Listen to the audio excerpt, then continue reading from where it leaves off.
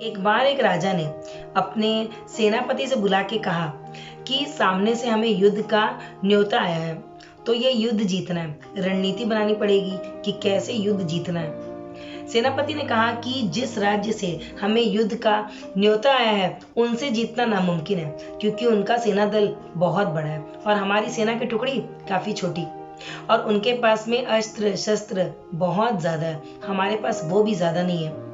ये बात सुन के राजा बहुत दुखी हो जाता है अगले दिन अपने संत से मिलने। संत को सारी बातें बताता है और कहता है कि मैं बहुत दुखी हूं कि युद्ध लड़े बिना ही हम हार गए।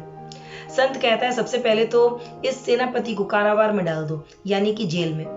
जो सेनापति युद्ध लड़े बिना ही सबको ऐलान कर रहा है कि युद्ध हार चुके हैं हम, यानी कि वो कभी भी सेनापति बनने के लायक ही नहीं था। दूसरी चीज कि ये युद्ध तुम चाहोगे तो तुम ही जीतोगे।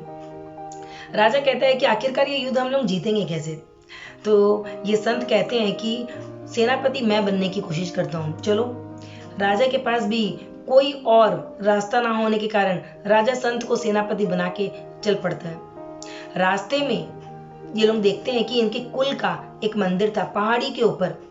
ये संत कहते हैं कि मैं पहाड़ी के ऊपर भगवान के दर्शन करके आता हूँ, फिर हम लोग आगे बढ़ेंगे। संत अकेले ही पहाड़ी के ऊपर जाते हैं मंदिर में दर्शन करने। नीचे आके सबको बताते हैं कि प्रभु ने दर्शन देके कहा है अगर लौ जल उठी तो ये युद्ध हमारा जीतना बिल्कुल ही निश्चित है। तो सब जन बस रात वहां बिता के इंतजार कर रहे होते कि वो लौ जल उठे और हम सब ये युद्ध जीत जाए। रात होती है और ये क्या, सचमुच में लौ जल उठी। सब जन मानो ऐसे जश्न मनाने लग गए जैसे कि युद्ध ही जीत लिया हो। सब आगे बढ़ते हैं।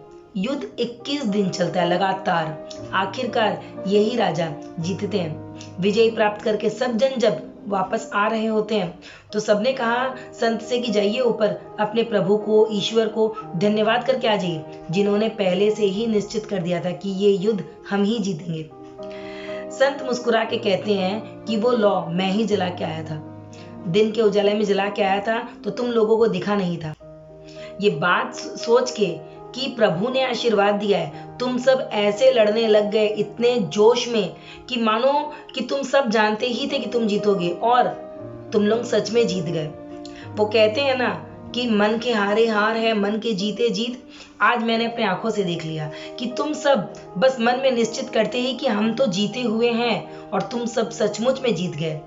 बस दोस्तों, हमारे साथ भी कुछ ऐसा ही होता है। अगर हम सोच लेते हैं ना कि ये काम हम नहीं कर सकते तो हम सचमुच में नहीं कर पाते हैं, और अगर हमें लगता नहीं तो बहुत इजी हम कर सकते हैं तो सचमुच में वो काम इजी हो जाता है, वो काम हमारे फेवर में हो जाता है और हम आराम से वो काम कर पाते हैं। सोचिएगा जरूर इस बारे में। प्लीज बने रहिए मेरे साथ, नेहा खेतान।